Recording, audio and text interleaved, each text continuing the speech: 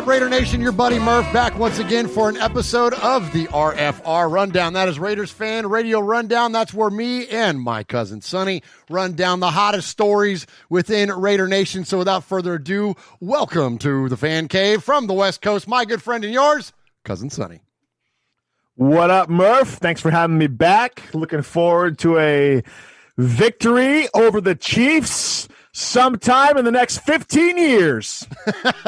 Yeah. Because it won't be this weekend. It won't be this weekend, but it will be coming soon. You know what's funny is that the theme of us around here, we're not negative guys. Like, we're not at all. You and I do not approach life as a doom and gloom, Eeyore, oh, wow, like what else? You know, it's just, it's a sad sack. Screw being a sad sack. Exactly, right? And so, in fact, I might have to bust out our old sad sack thing. But yeah, like we're not sad sacks, but it's like when the news is the news, like this is kind of like the Josh Dubois angle. He's like, I'm not a hater. I'm just telling you what it is. Like, it's not about like, I don't have an agenda. I'm just reporting. No. And I kind of feel like that's what we're doing here. And look, and this is not the way. Last week we got, we had some feedback from folks that, and you even said it, that we needed to have a trigger warning before that episode. Well, listen, this is Kansas City Chiefs week. If you're easily offended or triggered, just turn it off. Like, thank you for checking us out. Don't watch the game. Just don't even watch the game. Don't even watch the game. Because, look, it's not pretty, man. Like, and we're going to get into that. We got some good and the bad and some ugly to get into. But now, they could win, Murph. They could win. Well, they could. Yeah, they could win. Jessica Alba could call me after this show, too. All right, well, since it could happen. It could happen. Well, and since you brought it up, Sonny, let's just go ahead. Let's just go ahead and hit it. Let's just start off the top of the show with this. Take these two over to the garage, will you? I want them cleaned up before dinner. But I was going into Toshi Station to pick up some power converters. Sadsack. This is not going to go the way you think. Sadsack. It's really not fair. It's my team. It's my quarterback. Sadsack. I'll be lying if I say that it didn't bother me. Sadsack. Sometimes emotions. That's my favorite one. LT is what makes a person. Sadsack. Promised Mess I wouldn't do this. But as I said, there comes a time when sad sack. I'm not a sad sack, am I? Sad sack. You complete me. Sad sack. Oh my God. The ultimate sad sack. The ultimate one, right? Sand gets everywhere. All right. So, Sonny, why are we sad sacking this week? Well, I'm going to take you on a little bit of a journey, Raider Nation. We're going to do some good, and we're going to do some bad. We're going to do some ugly. We're going to try to give you some positivity around this thing. But look, here's the thing. And look, and this has been the driving topic amongst Raider Nation, and it's been the play of our quarterback. So let's go ahead and knock this thing out right off the top of the show. Sonny, I'm going to play you an audio bite here, and I want to hear your response to it. I'm harsher on Carr than others, and I hear about that from Raiders fans because I know how good he can be. Like last year in that Thursday night game, he comes out on national television and is dealing and he's beating Rivers. And then this year in the Monday night game, it's like he's wearing his heart in his sleeve and he's going so hard and you're like, you want to root for this guy. And then no shows in big games and fumbles and big plays. And I don't know if I have him in the top 16. I don't. And I know he's the all-time touchdown leader for the Raiders and he's going to end up with a ton of wins in his career and he's a Raider for life and the whole thing. But he's not in the top tier. He's probably not in the second tier. And then you start slipping into the, all right, well, would you rather have Baker Mayfield or Derek Carr? Oof. So that's Peter Schrager from NFL Network. Sonny, your thoughts? I love everything about Derek Carr except when I need him the most. I love what he does off the field. I love his commitment to his faith. I love his commitment to the camps he runs for kids. I love his commitment to his brotherhood and his family. I love his commitment to the Raiders. I love that he grew up a Raider. I love that he grew up in the Bay Area and California area. I love everything about this guy, except when I need him to beat the Chiefs in Kansas City, except when I need him to beat the Bills in a shootout, except when I need him to lead this team during the race issues and the sit-down kneel stuff against the Redskins a couple years ago. Like, I love everything about Carr except when I need him the most. Does that make sense? Yes. I think that's very, very well put, Sonny. And, when we need him most, like Peter Schrager said there, is in the big games. And, like, we were talking about on Raiders Fan Radio Live this past week, Sonny, we're talking about, like, having emotional connections to players and or coaches or whatever, just fandom in general. It came up because we were talking about Eddie Van Halen. And I mentioned during that segment, the most connected I felt as a fan to Derek Carr. Like, the biggest Derek Carr moment to me was not even a play on the field. It was when he came running back into the Coliseum after breaking his pinky. Do you remember that? Yeah. That was that was like Carolina, right? Yeah, that was where we saw the heart, the leadership, the will to win. That all those things, like, that to me was my favorite Derek Carr moment. It had nothing to do with throwing a touchdown pass because it showed something. It showed that that is what you get off the couch for as a fan. Like, yeah, like, remember that? Like, I remember us doing a show back then and you screaming, like, I can't believe what he did. Like, you know what I mean? Yeah, like, it was crazy cool, right? But how many of those moments have we seen? I don't think he's been the same since December 24th, 2016. We all know where we were. I was on my in-laws' couch getting ready to open Christmas gifts, watching the game on my iPad, and he goes down, against the Colts. And I think it's as simple as he has been shook ever since that moment. I would love to do a deep psychological analysis on it and talk to him and all that, but he's been shook since then, man. He has not been the same since that injury. And that's like, to me, it's factual. Like, there is no arguing that. He is a different quarterback now than he was prior to that injury in 2016. Because prior to that injury is when all that stuff happened, right? Playing with the broken pinky and stuff, diving for first downs against the Saints. I mean, he was Captain Comeback that year, man. And ever since then, he hasn't been the same. And if it's playing, and then here's the other thing. It's like, I'm way beyond my evolution in life of, like, these guys who play sports, they all want to win Super Bowls. Like, they don't. And so he's playing to play the game. I don't question his desire to win. I question his desire to put his body on the line for a win. And I think maybe that's a little bit what's going on. But he's scared to throw the ball downfield. He's scared to take risks that he doesn't need to take. And he just doesn't have that gusto anymore. He doesn't have that it factor, right? Like, what makes somebody great, like, once you get to the league, everybody's great, right? Like, you don't get to the NFL and not be great at your position. But then there's that next level where it's like, that guy has it. And Derek Carr had it, but now he's lost it. And I don't know if he'll ever find it again. That's a very good point. Now, so here's so we said we were going to sad sack a little bit, and that's great points there by Sonny. And I would love, you're the man to do a freaking, a mental analysis on the guy. I would love to see that and hear that report on a podcast. But so here's the thing. So here's why it's such a challenge for us. So let's do some bad. Well, I'm going to save the good. I said we're going to do good, bad, and the ugly, but let's save the good for a minute. Let's go to the bad. Okay, here's why it's bad. Derek Carr is 0-6 all-time at Arrowhead Stadium. He is one of 8 quarterbacks since the merger to make 6+ road starts at a stadium and lose all of them. So this is the company he's keeping. Neil Lomax, 0-6 at RFK Stadium.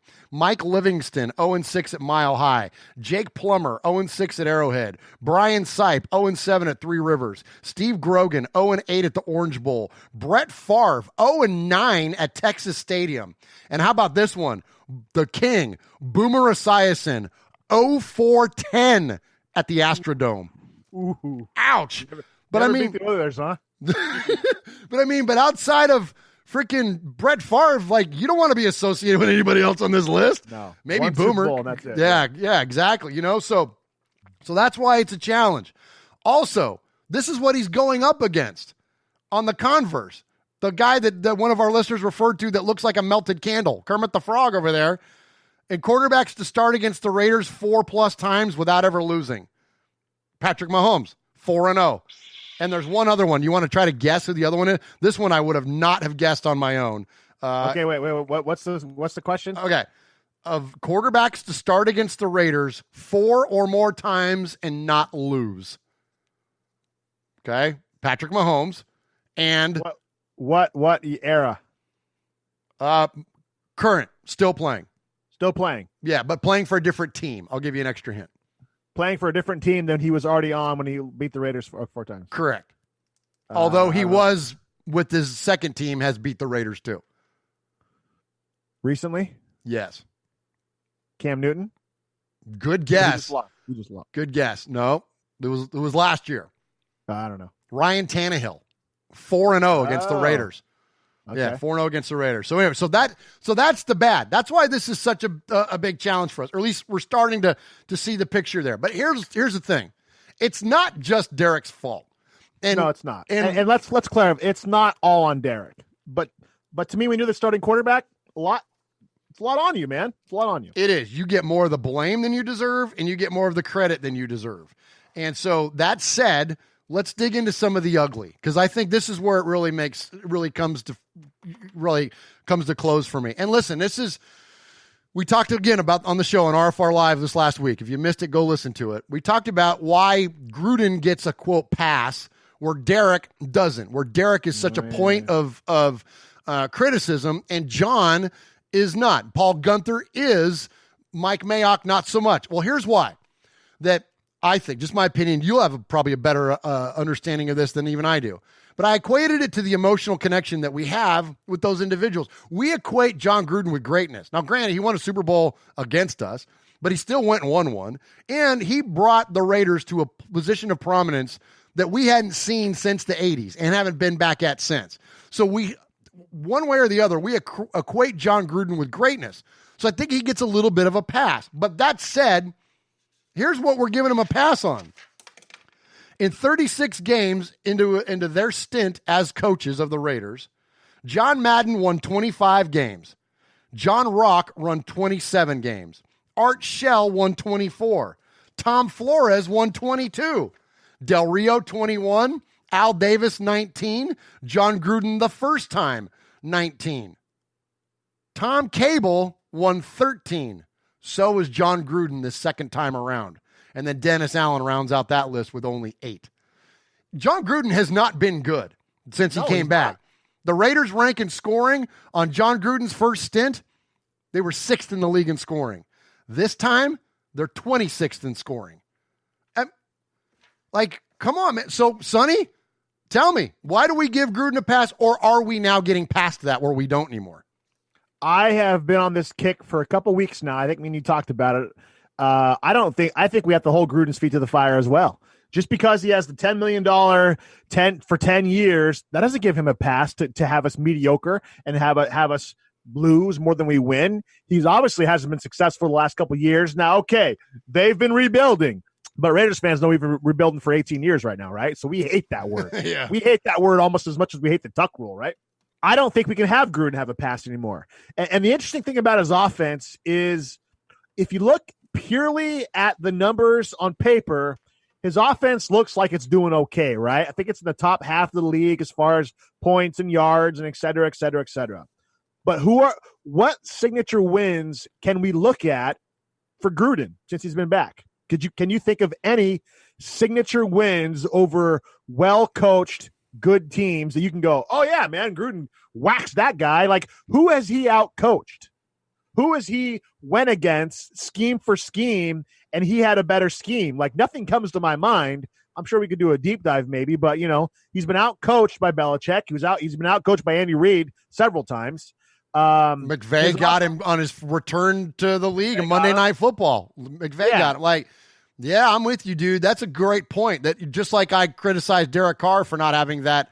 He's had a couple signature plays, Michael Crabtree to the front of the end zone or the back of the end zone in Baltimore. Like, there's been some very good, some amazing Derek Carr highlights. But you're right. Like, that signature win, though, and I think that's what Derek's missing. I mean, unless you want to call that Kansas City game in Oakland, but that was in the midst of a non-playoff season again. So, like it was a great moment, win, but it wasn't really monumental. But I'm with you on Gruden, man. That's interesting, especially considering the way they came down the stretch last year, where there was a lot of opportunity for them to have a signature win and still make the playoffs. I mean, we didn't do it. And here's what I'm leaning on more than anything else. I like Mayock. I like the players we're getting. I question if we can coach them up.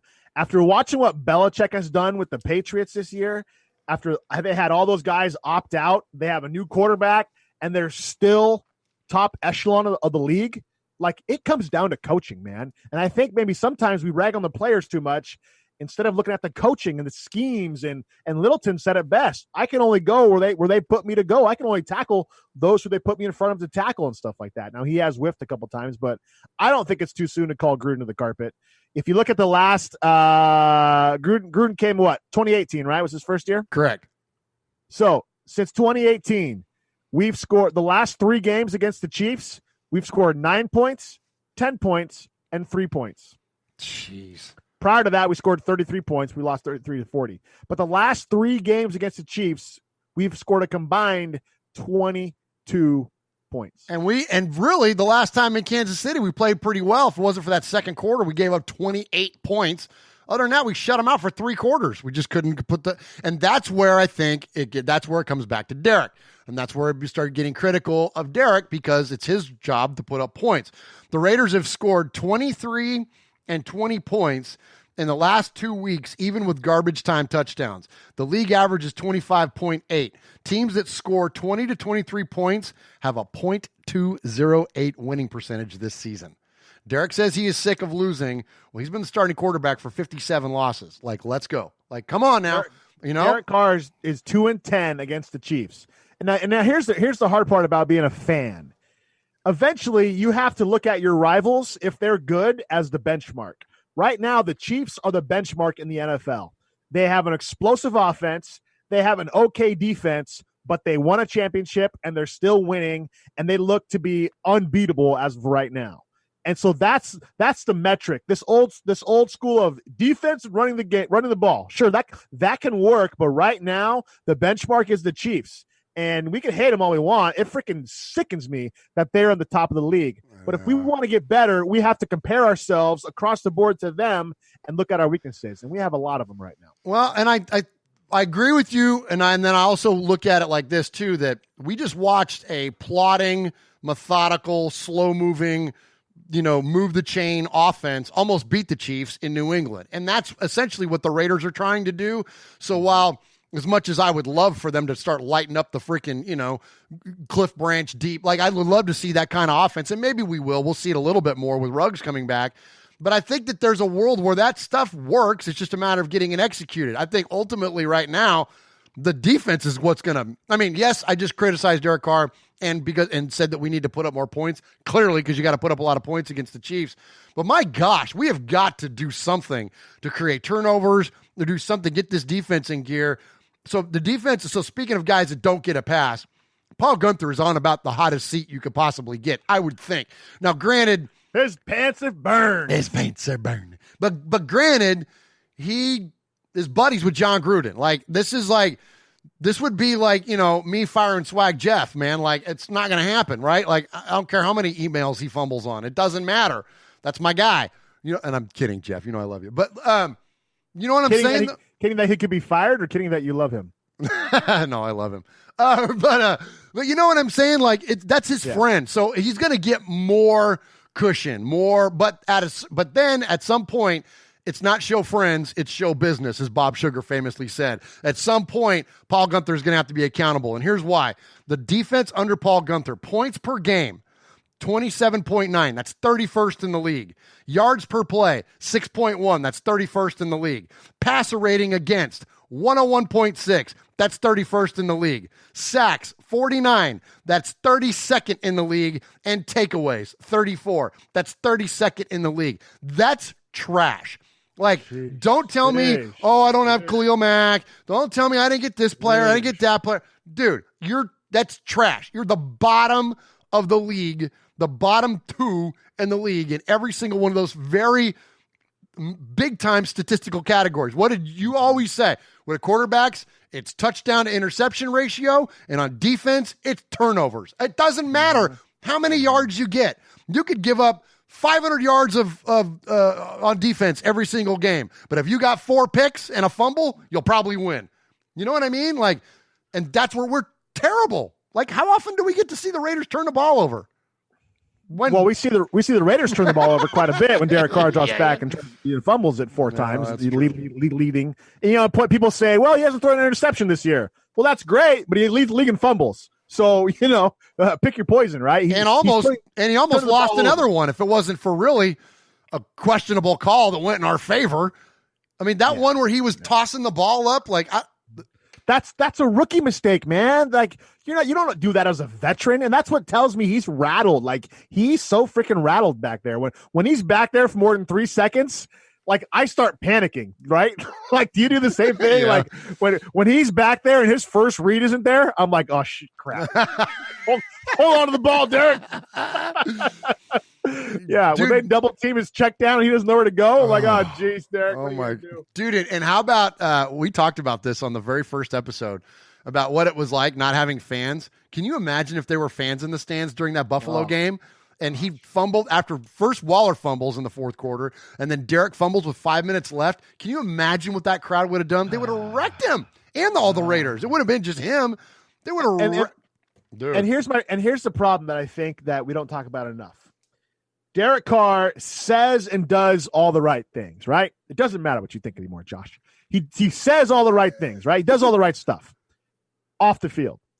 But then and so he gets all these young guys believing in him, buying in. Derek's great. Derek's been a veteran. He does this. He does that. But then he fumbles the ball at the most crucial time of the game, or fumbles it out of the end zone, or does an awkward pitch to somebody when he's being sacked. If you're great at your position in the NFL and you see your leader playing like that, if you see your boss in real life start doing a bunch of bonehead decisions, what are you going to think about him, right? You're not going to respect that guy. You're not going to fight for that guy. You're not going to put your heart on the line for that guy, no matter how great of a guy he is. It comes down to execution, and that's my biggest frustration with him right now.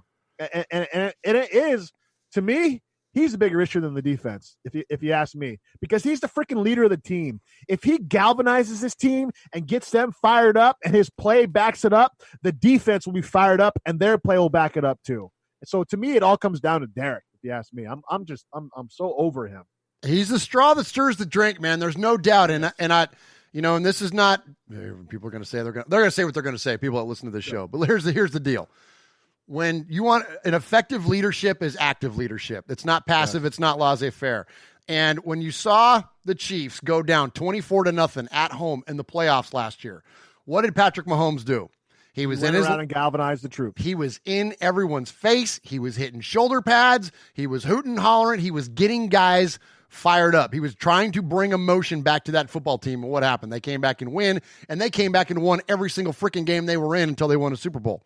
What do we see Derek do when the things are kind of stacked against him a little bit? When they're down 10 points, when he has a bad play, he goes and sits on the bench. He sits on the bench. He Sadsacks. Don't do that, Derek. You're better than that. You know how to lead men. Let's go, man. At the same time, I want nothing more than Derek to be successful. Like you know what I'm saying? That's what I'm saying. Like, I want him to do these things. It's frustrating, man. But I want to be his biggest fan. I am his biggest fan. He's the quarterback of my favorite team. I want him to be super successful. But at the same time, I'm not going to give him a free pass and sit here and play patty cake and Pollyanna with the crap, man. Like, it's stupid to do that, dude. It's so dumb. And we're walking into a week, and I hope I come on next week, Murph, and I am like eating crow because we're walking into a week. We're going to be freaking thrashed by one of our heated rivals. That's why I'm freaking pissed, is because we should walk into this week and be excited about beating them. I have about 1% faith in me that the Raiders can beat the Chiefs this weekend, and that is horrible to say. There's nothing else I could say to top that, because you are absolutely dead on, man. Could not agree more. And that's the tough part as a fan. You know, that's the toughest part of a fan, being a fan, is that he is our favorite quarterback. Yes, like, you know what I mean? I have him and Stabler in my closet. That's it. There you go. I don't hate the guy. No, but give us something to root for. Give us something to root for. And that's what we need because the stats, the 151 touchdown passes, beating Stabler, like, congratulations. That's awesome. You earned that. But that doesn't, I don't have an emotional connection to that. That doesn't get me up off my couch when we're down 2 scores in the fourth quarter. Like, okay, whoopee crap, man. Like, so what? Like, there's nothing to get, you know what I'm saying? But if that's in a game where they come back and beat the Bills and that touchdown, that 151 is the one that tied the game or put us in the lead, now you're talking. Now you're talking. Exactly. You know what I mean? Exactly. But that's not what we saw. This was always Peyton Manning. Remember, this was the rub on Peyton. He couldn't win. He was a great regular season quarterback. And I think Derek Carr's, he's 7 years in, man. Hasn't won a playoff game, dude. Like, yes, team's been in disarray, multiple offenses. I get it. But great players find a way to overcome. And he is what he is, I think, at this point, Murph. All right, let me ask you one more question, but then we're going to get off of Derek Carr and move on to some good news. All right. So I asked this question rhetorically on RFR Live, but I'm going to ask you actively here. Play devil's advocate. You know, I would ask Mosh if he would have been on the show last week, but he wasn't here. I want you to be the biggest Carr supporter, Raider apologist. Like, oh, I could be big Raider trucker. Go ahead. There you go. There you go. Yes. All right. So here's the question. At what point do we hold Derek accountable for the lack of success? If everything, you as the crazy Carr stan, he is the guy. Okay, fair enough.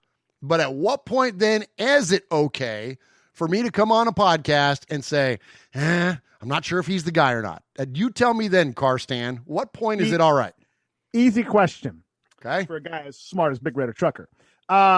When the defense is at minimum like 15th, 16th in the league. If our defense was ranked 16th in the league in turnovers, in points, in yards, if they were like as mediocre but just as even keel as possible, to me, that says, okay, our defense isn't awful, but they're not great. So the difference maker will be Derek Carr. He will either make our team successful or he'll make it not successful. So you give me a defense that is 16th in the league at a minimum across the board, and then it's all on Derek Carr at that point. I think that's fair. Fair enough. I dig it. All right, Sonny. Let's hit a break, and then let's get to some good news. Britannia rules the waves. This is Keith Smith, the Crusader Raider, calling you from London, England. And you're listening to Raider Fan Radio. And we're in Merth's Cave, and I tell you, this is the only place you need to be. Go Raiders!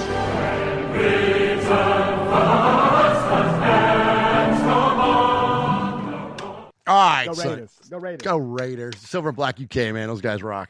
Guys and gals. All right, let's go to some good news. Let's talk about the quarterbacks that have won in Arrowhead, Sonny. Do you want to try? Let's see. Let's play a little guessing game here. 1, 2, 3, 4, 5, 6, 7, 8, 9, 10, 11. There are 11 quarterbacks for the Raiders that have won in Kansas City. Let's see if you can get 5 of them. All time? Yes, all time. Okay, Stabler. LaMonica.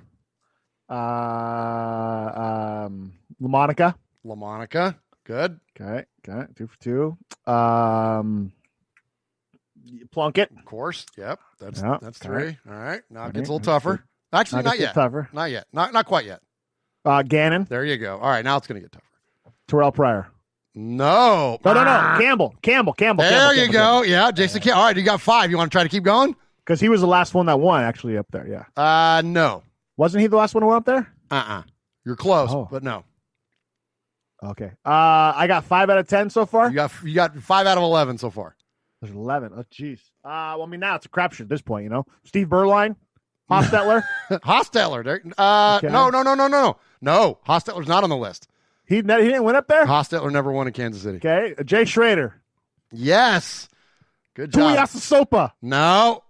Marinovich. No. Blanda. No. No.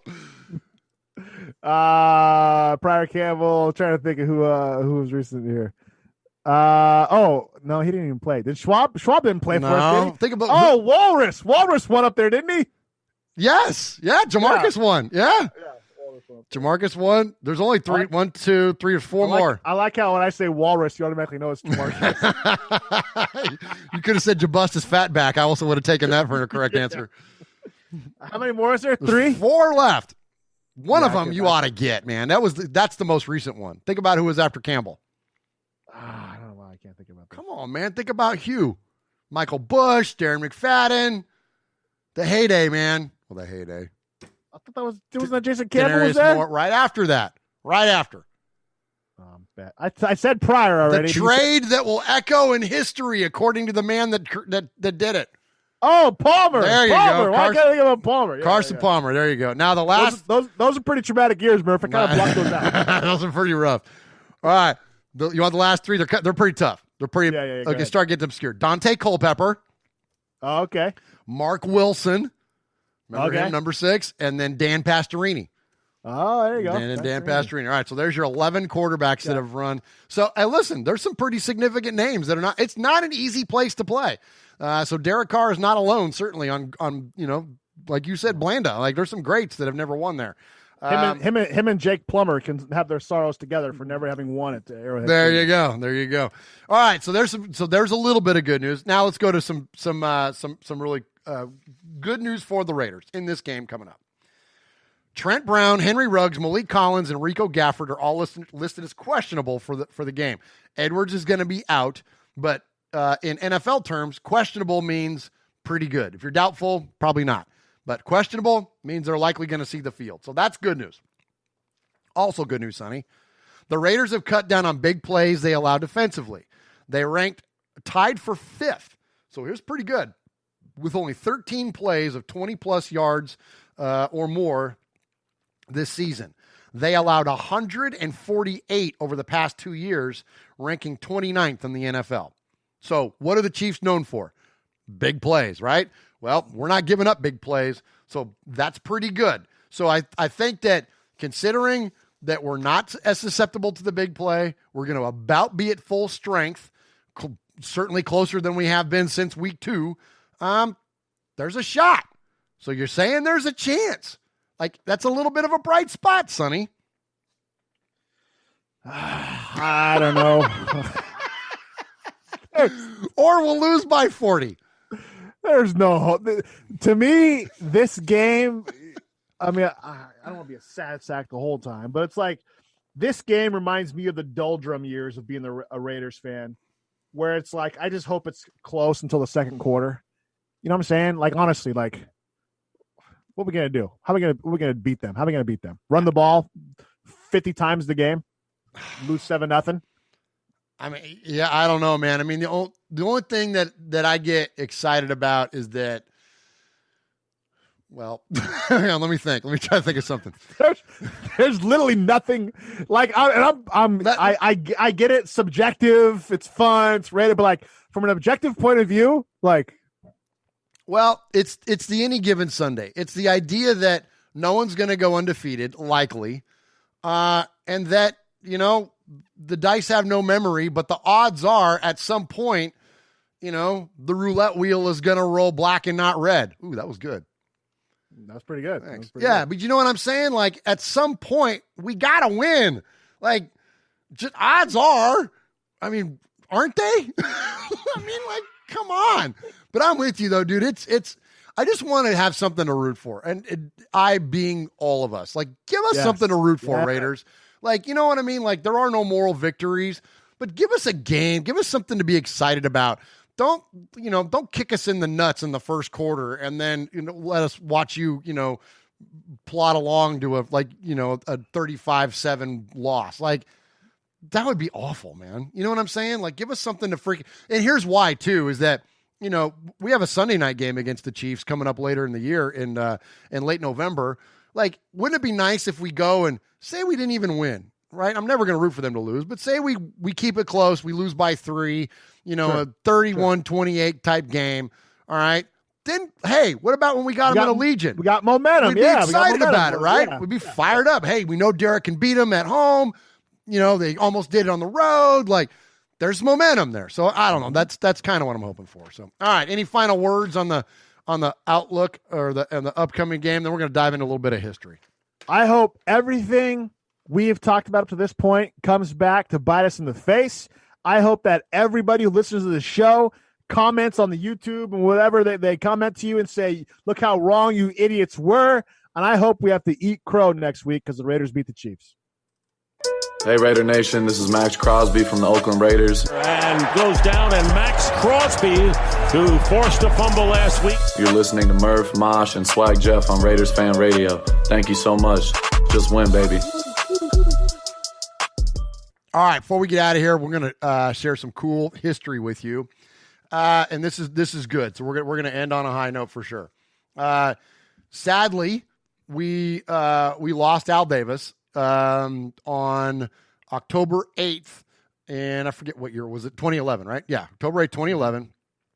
But let's remember how great he was, man. And I think that's where the good comes, is that Al Davis was, I could go on, and we've done shows exclusively to all the wonderful things that Al Davis did, from literally inventing the mystique and everything about the Raiders. Like were crafted from that man's mind. Like he's up there with Paul McCartney and George Lucas, and you know what I'm saying? Like people that crafted something out of nothing. Like Al Davis is one of the absolute all-time greatest in those terms. Not to mention he was a brilliant strategist and maverick and, all the things. All right.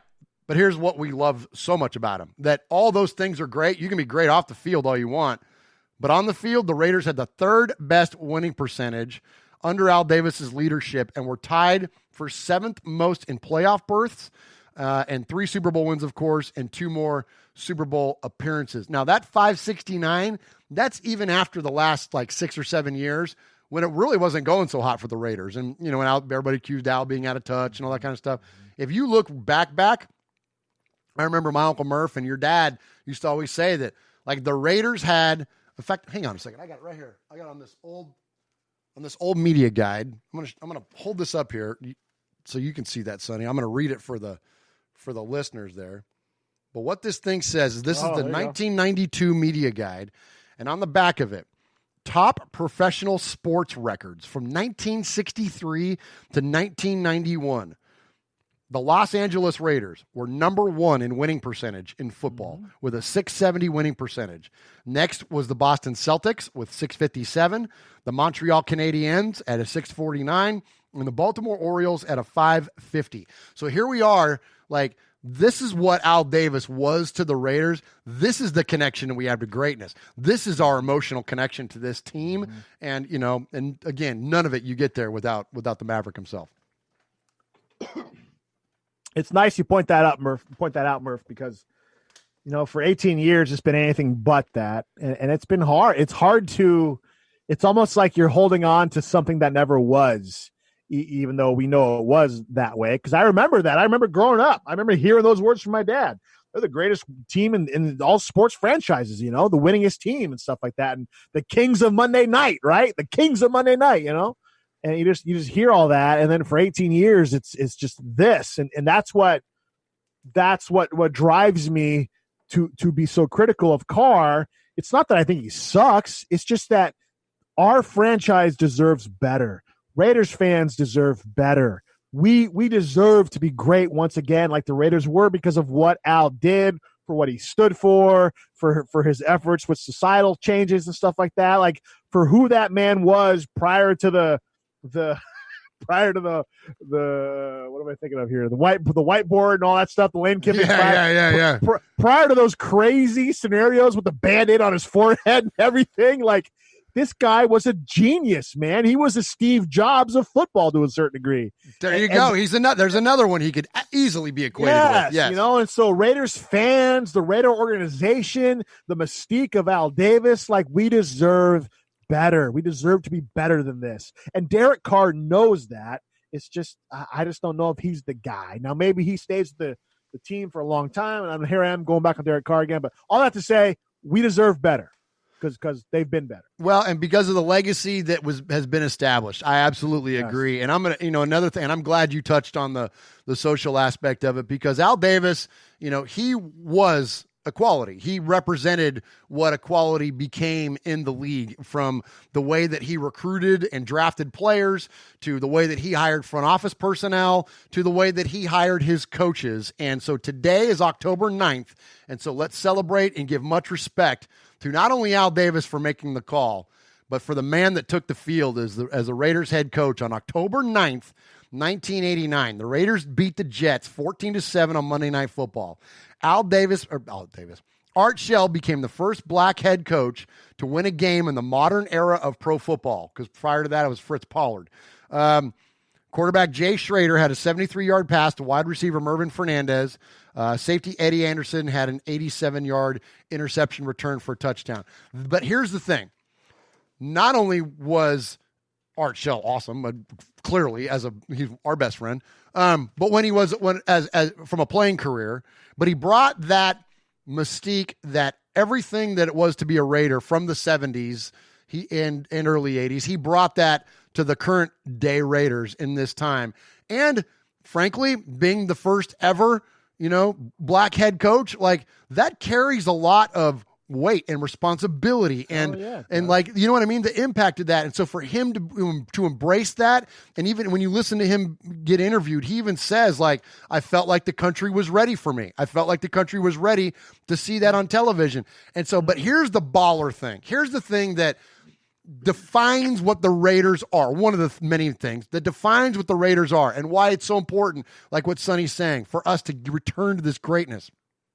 Al Davis hires Art Shell and puts him out there to be the head coach for the Raiders, the first ever black head coach on Monday Night Football. Literally, the world is watching. And what did he know was going to happen? What was the expectation? They're going to beat the freaking Jets. Because if he goes out there and loses, he puts our Art out there and Art loses, guess what? Here come all the freaking questions and criticisms and BS that would come from everybody. But no, he put him out there, had confidence in him, and they freaking won. Like, that's what it's all about. They freaking won. He closed the deal. Art Shell did it, and he did it on the biggest goddamn stage there was in football, because nobody had their noses in Twitter back then. Everyone was watching the freaking Monday Night Football game. That's baller. That's gangster. That's badass, and that's what it's all about to be a Raider. And fires me up, Sonny. God dang it, we need to beat the Chiefs. Love it. But that's what I'm saying. That's what drives our passion to be critical, man, is we weren't this. We've lost. We're like the second losingest team in the freaking last 18 years, man. Like, when people say at least we're not the Jets. I wish we were the Jets. They've won more games than we have in the last 18 years, man.